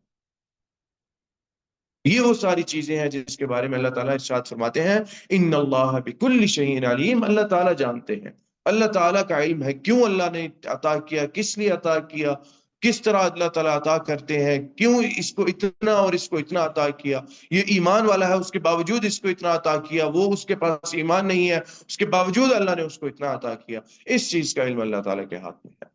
اور ایک بات اللہ کے نبی صلی اللہ علیہ وسلم سے ہمیں سنوا دی کہ بھئی سن لو، یہ تمہارے لیے سجن ہے، تمہارے لیے جیل ہے اے مومن، اور کافر کے لیے جنت ہے۔ وہ ہر چیز چاہے گا میں یہیں سے حاصل کر لوں، اس کے بعد تو موت ہے، اس کے لیے موت کے بعد کچھ نہیں، ہمارے لیے موت کے بعد اصل زندگی شروع ہوتی ہے۔ اس چیز پر اگر ایمان، ہم سب کا ایمان پختہ ہو جائے، ہم سب کا ایمان پکا ہو جائے، تو بہت سارے معاملات ٹھیک ہو جائیں، بہت سارے معاملات سدھر جائیں، مالی معاملات ہیں، اخلاقی معاملات ہیں، عبادت کے معاملات ہیں، یہ تمام معاملات سیدھے ہو جائیں، ٹھیک ہو جائیں۔ ہمارا اگر پختہ یقین ہو، ایمان ہو اس چیز پر، کہ ہم نے فوت ہونا ہے، اور فوت ہونے کے بعد زندگی آگے شروع ہو جائے گی۔ ایمان ایسی بات نہیں کہ ایمان نہیں ہے، ایمان ہے الحمدللہ، ہر مسلمان کا اس چیز پر ایمان ہے، لیکن وہ کمزور ہو جاتا ہے، شیطان اس کو کمزور کر دیتا ہے، شیطان بھلا دیتا ہے، یہ شیطان غافل کر دیتا ہے، اتنا کہ انسان کہتا ہے اچھا ٹھیک ہے دیکھی جائے گی۔ اگر یاد دہانی بھی کرائی جائے کہ بھئی اللہ سے ڈرو، تم لوگوں پہ ظلم کرتے ہو، لوگوں کا مال کھاتے ہو، اچھا دیکھی جائے گی اس وقت، اللہ تعالیٰ غفور الرحیم ہے۔ یہ شیطان کے وساوس سے یہ ایک الگ مصیبت، ایک الگ پریشانی ہے، لیکن یہ ہے کہ انسان کے دل میں ایمان ہے، اس کے باوجود اللہ تعالیٰ پکڑ ضرور کریں گے۔ اللہ تعالیٰ سے دعا ہے کہ جو کہا اور جو سنا اللہ تعالیٰ ہمیں اس پر عمل کرنے کی توفیق عطا فرمائے۔ قد قلت ما قلت ان صوابا فمن اللہ وان خطأ فمنی والشیطان واستغفر اللہ انه كان غفارا۔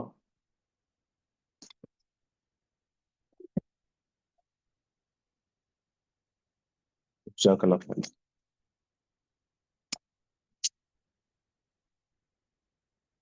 أعوذ بالله من الشيطان الرجيم.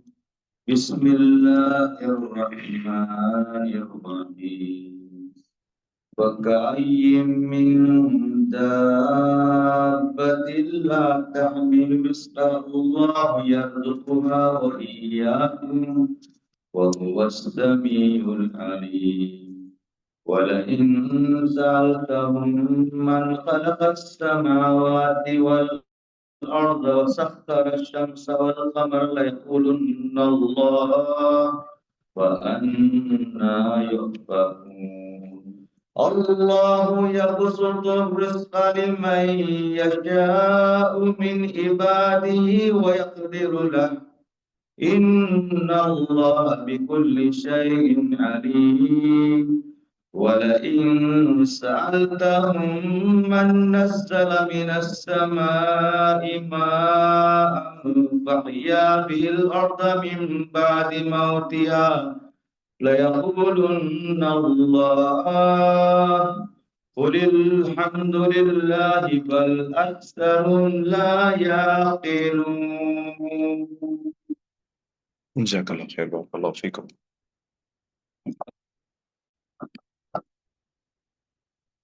یہ سوال ہے کہ احرام کی حالت میں مچھر کو مارنا اس کا کیا گناہ ہے؟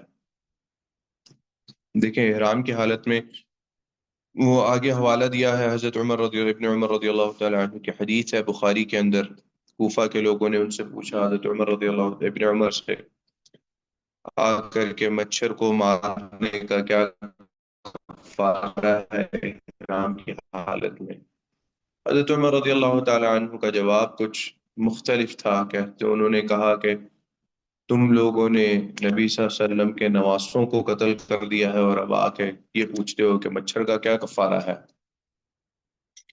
تو یہ کچھ سخت معاملات ہیں، اور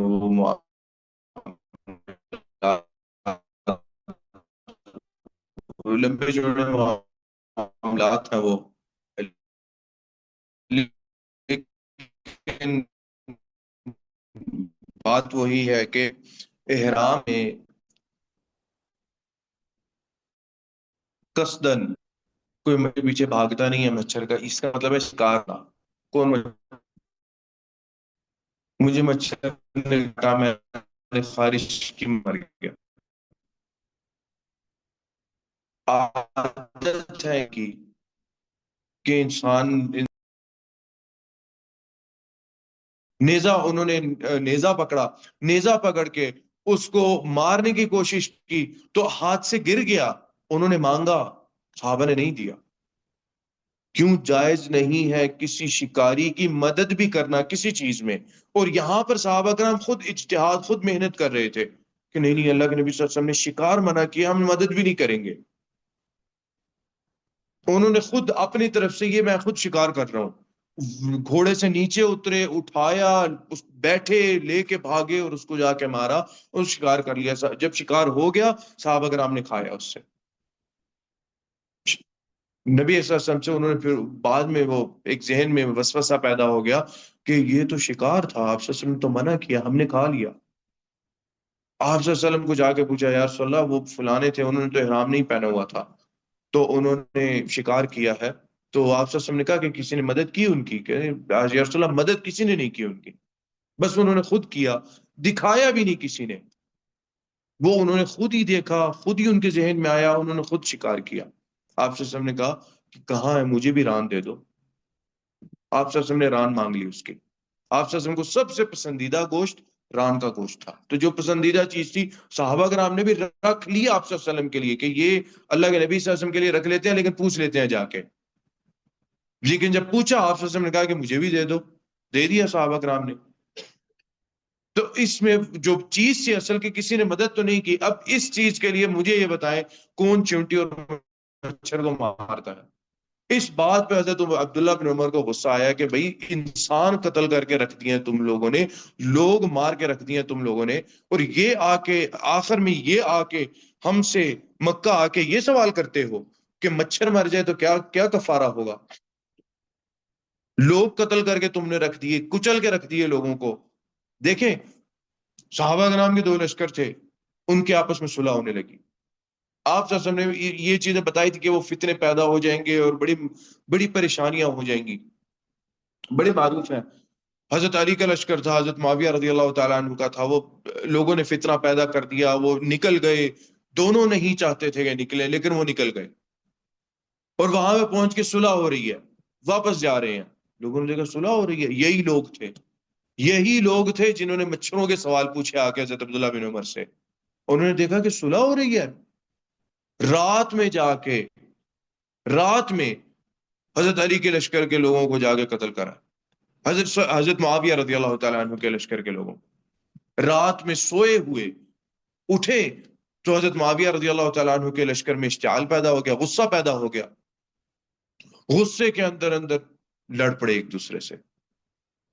حضرت علی کہتے تھے رضی اللہ تعالیٰ عنہ حضرت معاویہ کو، معاویہ میرا ایک لے لو، اپنا ایک دے دو، میرے 20 لے لو۔ حضرت علی کو کہتے تھے او بزدلو یار، کیا لڑنا جانتے ہی نہیں لڑنا۔ حضرت علی کہتے تھے سبحان اللہ، یہ لوگ ہمیں آگے کہتے ہیں بزدلو۔ جنگوں میں آ کے صحابہ کرام سے کہا، یہ تو اچھے ایمان والے لوگ تھے، اچھے سچے لوگ تھے، انہوں نے کہا کہ ہم آپ کے ساتھ، یہ حضرت غالباً حضرت عبداللہ بن زبیر کے بارے میں آتا ہے کہ بھئی ہم ویسے لڑنا چاہتے ہیں جیسے آپ لڑا کرتے تھے۔ انہوں نے کہا بھئی تم نہیں لڑ سکتے، رہنے دو۔ نہیں نہیں ہم لڑنا چاہتے ہیں۔ اچھا ٹھیک ہے، چند بندوں کو لیا، کون کون میرے ساتھ لڑنا چاہتا ہے؟ لیا، چل پڑے۔ رومیوں کے ساتھ جنگ تھی، لشکر کی صفیں کاٹنا شروع کی، پہلی صف کاٹی، دوسری صف کاٹی، تیسری صف کاٹی، پیچھے دیکھا کوئی موجود نہیں تھا، واپس نہیں مڑے، صفیں کاٹتے ہوئے لشکر کے دوسرے کونے پہ چلے گئے۔ روایات میں آتا ہے کہ اس لشکر کے سپہ سالار کو، جو کفار کے عیسائیوں کا سپہ سالار تھا، اس کو اس تک پہنچ گئے، وہاں سے لوگ ڈر گئے کہ یہ تو مار دے گا ہمارے سپہ سالار کو۔ وہاں سے واپس آئے، واپس آ کے بولتے ہیں بھائی کدھر چلے گئے تھے، میں تو ڈھونڈ رہا تھا پیچھے مڑ کے۔ حیران رہ گئے کہ اس طرح جنگ کرتے تھے آپ لوگ؟ ہم تو ایسے ہی کرتے تھے جنگ،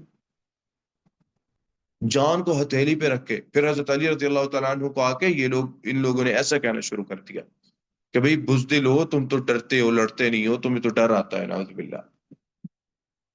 تاریخ کے اوراق کو کھنگالے تو بڑی تکلیف دہ چیزیں کچھ نکلتی ہیں، جو بڑے تکلیف دہ معاملات نکلتے ہیں ان لوگوں کے جو لوگ اپنے آپ کو بہت بڑا علم بردار کہتے ہیں اسلام کا۔ حقیقت یہ ہے، اگر صحیح انسان عقل کے ساتھ، سمجھ کے ساتھ کچھ تاریخ کے اوراق کو ٹٹولے، اور پھر آپ کو پتہ ہے پھنساتے کہاں پہ ہیں؟ پھنساتے وہاں پہ ہیں، اس نے یہ کہہ دیا، اس نے یہ کہہ دیا، اس نے یہ، اس سے مراد صحابہ کرام تھے، فلاں صحابی نے یہ کہہ دیا، اس کے خلاف یہ کہہ دیا، اس کے خلاف یہ کہہ دیا، اس نے اس کے خلاف یہ کہہ دیا، جو اصل بات تھی پوری وہ پیچھے گول مول گھما دیتے ہیں، اختلافات کی طرف لے جاتے ہیں۔ اختلاف انسان کے اندر نہیں ہوتا، ہوتا ہے انسان کے اندر اختلاف۔ نبی اکرم صلی اللہ علیہ وسلم کے بارے میں کہتے ہیں او جی ممبروں پہ چڑھ کے گالی دیتے تھے، ایک طریقہ ہے عربی زبان کا. یہ مسئلہ سب سے بڑا مسئلہ عربی زبان کو نہ جاننے کی وجہ سے ہوا.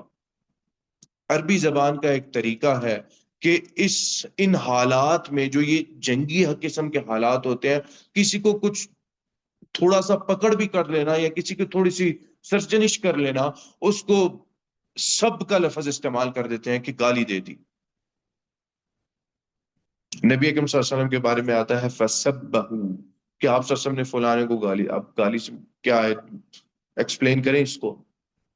اگر عربی زبان میں ہر وہاں پہ جا کے کہیں گے نہیں وہ کچھ آپ صلی اللہ علیہ وسلم نے کوئی پکڑ کی، آپ صلی اللہ علیہ وسلم نے اس کو کچھ تھوڑا برا بھلا کہہ دیا. ہاں، عربی زبان کا اسلوب ہے، سمجھیں عربی زبان کو اچھی طرح پہلے. یہ عربی زبان کا طریقہ ہے. جیسے کہ اردو زبان کا طریقہ ہے کہ انسان چلتے اگر کوئی معاملہ خراب ہو یا کوئی آپ بچہ ہے، کوئی گدھا ہے، گدھے کا مطلب یہ نہیں کہ وہ فعلاً گدھا ہے، میں اس کو کہہ رہا ہوں کہ وہ گدھا ہے.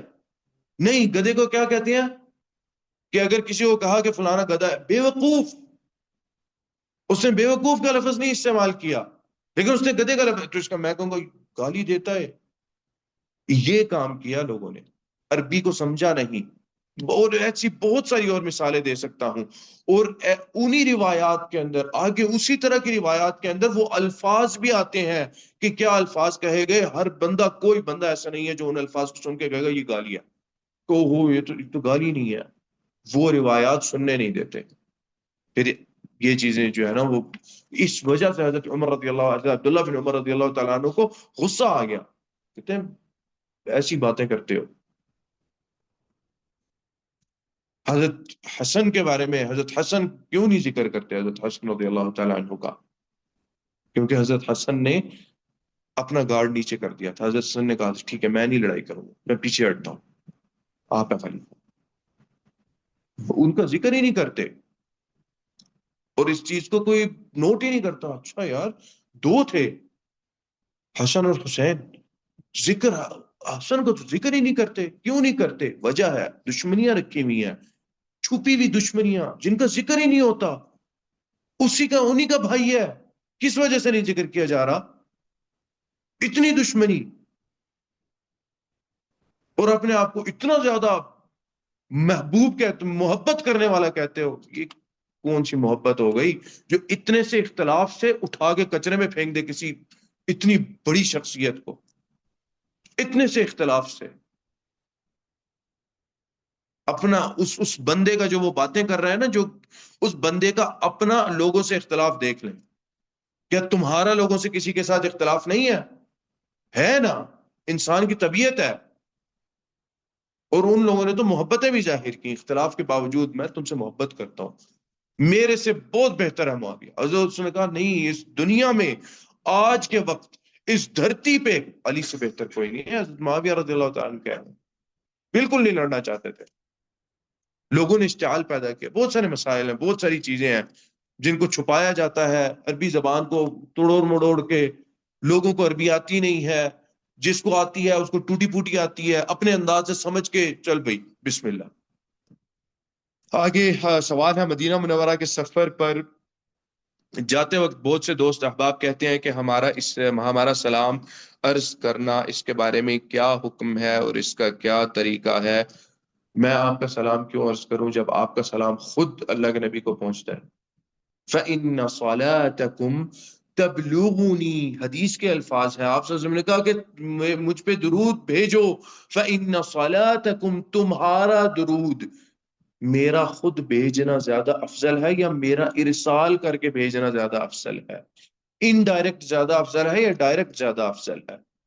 میں یہ کہوں کہ بھئی اللہ تعالیٰ سے میرے لیے دعا کرنا، اور یہ کہوں کہ میں اللہ سے اپنے لیے دعا کرتا ہوں. ہر بندے نے، ہر عالم نے یہ بات کہی ہے، ہر ذو علم نے.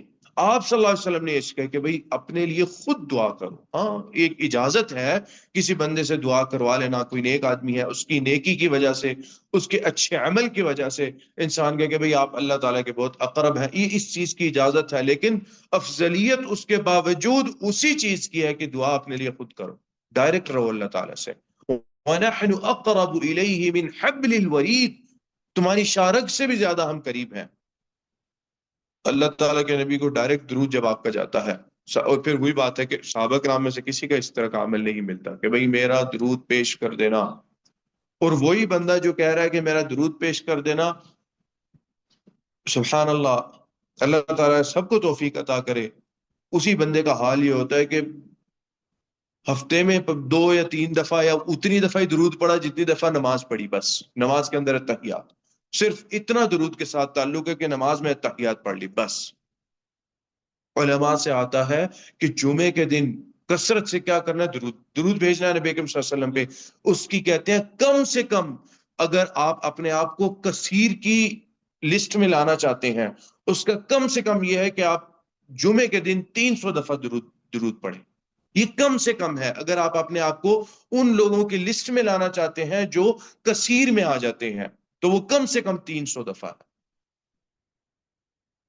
ہمارا تعلق کیا ہے درود شریف کے ساتھ؟ صحابی آتے ہیں نبی اکرم صلی اللہ علیہ وسلم کے پاس، انہوں نے کہا یا رسول اللہ میں آپ پہ دعا میں کتنا درود پڑھوں؟ اب یہ بھی ایک الگ کانسیپٹ ہے کہ دعا میں درود، ہم درود کو ایک یہ چیز سمجھتے ہیں کہ اچھا یہ دعا کو ابتدا کرنے والی چیز ہے بس، اس کے بعد ڈن، اس کے بعد میں اللہ تعالیٰ سے دعا مانگوں، یس ٹھیک ہے، بڑی اچھی چیز ہے۔ لیکن صحابی کہتے ہیں یا رسول اللہ میں کتنا درود آپ پر بھیجوں؟ آپ صلی اللہ علیہ وسلم نے کہا کہ جتنا ہو سکے۔ انہوں نے کہا یا رسول اللہ میں آپ صلی اللہ علیہ وسلم میں آدھا کر دوں؟ آپ صلی اللہ علیہ وسلم نے کہا فَإِن زِدْتَ فَهُوَ خَيْرٌ لَكَ۔ اچھا آپ صلی اللہ علیہ وسلم 3/4 کر دوں؟ فَإِن زِدْتَ فَهُوَ خَيْرٌ لَكَ۔ انہوں نے کہا یا رسول ابھی بھی فَإِن زِدْتَ فَهُوَ خَيْرٌ، یعنی میری دعا کے اندر میرے درود کتنا میں ہونا چاہیے، درود شریف کتنا ہونا چاہیے، اور میری دعا کتنی ہونی چاہیے، میری اللہ تعالیٰ سے طلب کتنی، اللہ تعالیٰ مجھے یہ عطا کر دے، یہ عطا کر دے، مجھے معاف کر دے، میرے ماں باپ کو معاف، یہ والا پارٹ کتنا ہونا چاہیے، اور آپ کے درود کا کتنا حصہ ہونا چاہیے؟ آدھے سے بھی زیادہ۔ انہوں نے کہا یا رسول اللہ اچھا پھر میری ساری دعا آپ پہ درود ہے، میں آپ کے اوپر درود بھیجنے کے علاوہ کوئی دعا ہی نہیں اللہ سے مانگوں گا، صرف آپ پہ درود بھیجوں گا۔ آپ صلی اللہ علیہ وسلم نے کیا جواب دیا؟ تکفی ہمک، تمہاری جتنی پریشانیاں ہیں ان کی ذمہ داری اللہ نے لے لی، پوری کر دیں گے، ختم کر دیں گے۔ وَيُغْفَرُ لَكَ ذَنْبُكَ، تمہارا ہر گناہ اللہ معاف کرتے جائیں گے۔ یہی چیز ہے نا، ہم پریشانیوں کا نام لیتے ہیں، اللہ تعالیٰ یہ پریشانی دور کر دے، یہ پریشانی دور کر دے، یہ عطا کر دے، یہ عطا کر دے۔ درود شریف کے نتیجے میں اللہ تعالیٰ نے کہہ دیا اگر پوری کی پوری دعا تمہاری درود ہو جائے گی تو کفا ہمک، تمہارے غم اور پریشانی کی ذمہ داری اللہ نے لے لی، یعنی ہٹا دیں گے، اور ہٹانے والے ہیں یہ اللہ تعالیٰ۔ وَيُغْفَرُ لَكَ ذَنْبُكَ، سب سے بڑی چیز تمہارا گناہ معاف، تمہارے گناہ معاف کر دیں گے۔ اس سے زیادہ کوئی چیز انسان کو چاہیے؟ اور پھر دوسرے کو کہتے ہیں کہ بھئی تم میری طرف سے پہنچانا، وہ تو ایک پہنچائے گا اگر پہنچائے گا، اس کے بعد ختم۔ یہ جو سوچ ہے نا، اس سوچ نے ہمارے معاشرے میں، یا عام طور پہ جس معاشرے میں یہ سوچ پائی جاتی ہے، لوگوں کو درود شریف سے دور کیا ہوا ہے۔ اس طرح کا عمل پہلے تو یہ صحابہ کرام سے کوئی ثابت کر دیں کہ انہوں نے جا کے پہنچایا ہو، جب اللہ کے نبی خود صلی اللہ علیہ وسلم خود آپ کو کہتے ہیں کہ بھئی تم پڑھنا، تمہارا مجھے سیدھا سیدھا پہنچے گا۔ دیکھیں اس طرح پہنچے اللہ کے نبی صلی اللہ علیہ وسلم کو کہ دیکھ، یہ ایک تصور دے رہا ہوں، لیکن حقیقتاً معاملہ یہ نہیں ہے، ایک تصویر سامنے پیش کر رہا ہوں کہ یہ کہا جائے کہ فلانا بندہ فلانے کے نام کا سلام آپ کو دیتا ہے، یا یہ کہا جائے فرشتہ اللہ کے نبی صلی اللہ علیہ وسلم کو آپ کا نام لے کے کہے کہ اللہ کے نبی فلانے نے آپ کو درود، یہ زیادہ افضل ہے یا وہ انڈائریکٹ لمبا چوڑا گول گھوم پھر کے؟ یہ نہیں ذکر ہوگا کہ اللہ کے نبی وہ مدینہ آ رہا تھا تو وہ مدینہ آیا ہے تو مدینہ آ کے اس نے یہ کام کیا ہے۔ صحابہ کرام مدینہ سے باہر سے آتے، بہت سارے صحابہ کرام کے باہر سے آتے، تب بھی خاص مسجد نبوی، نبی صلی اللہ علیہ وسلم کی قبر کی زیارت کے لیے نہیں جاتے، مسجد نبوی نماز پڑھنے جاتے۔ کیوں؟ یہ عمل تھا اللہ کے نبی صلی اللہ علیہ وسلم کا کہ جب بھی باہر سے آتے تو نماز پڑھتے، قبر کی زیارت کے لیے نہ جاتے، یعنی آپ صلی اللہ علیہ وسلم کی قبر کی زیارت کے لیے نماز پڑھنے جاتے۔ حدیث کے اندر بھی جس کا ذکر ہے وہ یہ نہیں ہے کہ بھئی مدینہ آؤ گے تو میری قبر کی زیارت کرو گے تو یہ اجر ملے گا، نماز کا ذکر ہے، 1000 نماز کا اجر ملے گا۔ مدینہ آؤ گے، مدینہ آ کے نماز پڑھی 1000 نماز کا اجر ملے گا، نیک اعمال کرو گے وہ 1000 کا اجر ملے گا، لیکن وہ اس کرنے والے کو وہاں پہ ملے گا۔ وہ تو جس نے بھیجا وہ تو وہاں اس زمین میں نہیں ہے، یہ افضلیت اللہ تعالیٰ نے اس زمین کے لیے رکھ دی۔ بس اس اللہ تعالیٰ کا اس فرد پہ اپنا فضل و کرم ہے کہ اللہ تعالیٰ اس کو دنیا سے کہیں سے اٹھا کے مدینہ لے آیا 10-15 دن کے لیے، اس کے بعد وہ واپس اپنے ملک چلا گیا، یہ اللہ تعالیٰ کا فضل ہے۔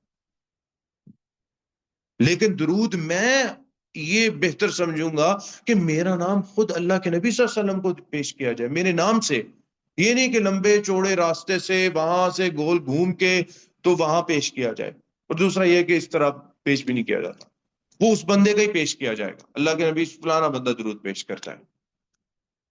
تو اس مسئلے کو اچھی طرح اور اچھے انداز سے سمجھ لیں اور خود درود بھیجنے کی اپنے اندر عادت پیدا کریں۔ اس عادت نے ہمیں خود درود بھیجنے سے دور کر دیا کہ بھئی تم بھیج دینا، بھئی تم کون ہو، تمہیں یاد نہیں ہے کیسے پڑھنا ہے درود کے؟ ہمیں تو درود کے صیغے بھی نہیں یاد، 2 3 4 صیغے ہیں درود کے۔ صحابہ کرام نے پوچھا یا رسول اللہ قد عرفنا کیف نصلی علیک کیف نسلم علیک فکیف نصلی علیک، اللہ کے نبی صلی اللہ علیہ وسلم ہمیں پتہ یہ ہے کہ آپ پہ سلام کیسے بھیجنا ہے، آپ پہ صلات کیسے بھیجنی ہے، یہ بھی سکھائیں۔ اللہ کے نبی صلی اللہ علیہ وسلم نے سکھایا 2 3 طریقوں سے کہ یہ بھی ہے، یہ طریقہ بھی ہے، یہ طریقہ بھی ہے درود پڑھنے کا میرے اوپر۔ ہمیں صرف ایک آتا ہے اور وہ بس ایک کے علاوہ اس دوسرا تیسرا طریقہ آتا ہی نہیں ہے۔ اتنی ہمیں ہمارے نزدیک اہمیت ہے، اہمیت بڑھائیں، سیکھیں اور خود درود بھیجیں۔ جب اللہ کے نبی صلی اللہ علیہ وسلم نے خود آپ کو مخاطب کر کے کہہ دیا کہ بھئی جہاں پہ ہو پڑھنا، تمہارا خود میرے پاس آ جائے گا درود، وہ جو وہاں پہ گیا اس کو اپنی عبادت کرنے دے، وہ اپنی عبادت کرے گا۔ جو عبادت کسی کے نام سے جائز ہے، جیسے کہ قربانی کرنا، ٹھیک ہے کسی کے نام کی، یہ میرے نام کی قربانی کرنا، اللہ کے نبی صلی اللہ علیہ وسلم بھی کر دیا کرتے تھے۔ حج پہ جا رہے ہو قربانی لے جاؤ میرے نام کی، کیوں؟ مکہ میں زیادہ اجر ہے مدینہ سے، حج کا سیزن ہے، حج کا تعلق مکہ سے ہے، مدینہ سے نہیں ہے۔ اس طرح اللہ تعالیٰ سے دعا ہے کہ جو کہا جو سنا اللہ تعالیٰ اس پر عمل کرنے کی توفیق عطا فرمائے۔ قد قلت ما قلت صوابا فمن الله وإن خطأ فمني والشيطان وأستغفر الله إنه كان غفارا۔ بسم الله الرحمن الرحيم الحمد لله رب العالمين الرحمن الرحيم مالك يوم الدين إياك نعبد وإياك نستعين اهدنا الصراط المستقيم صراط الذين أنعمت عليهم غير المغضوب عليهم ولا الضالين آمين۔ اللهم اغفر لنا ما قدمنا وما أخرنا وما أسررنا وما أعلنا وما أنت أعلم به منا، أنت المقدم وأنت المؤخر، لا إله إلا أنت، رب ارحمهما كما ربياني صغيرا، رب ارحمهما كما ربياني صغيرا، رب ارحمهما كما ربياني صغيرا، ربنا آتنا في الدنيا حسنة وفي الآخرة حسنة وقنا عذاب النار، ربنا تقبل منا إنك أنت السميع العليم وتب علينا إنك أنت التواب الرحيم، وصل اللهم وسلم على نبينا محمد وعلى آله وصحبه أجمعين۔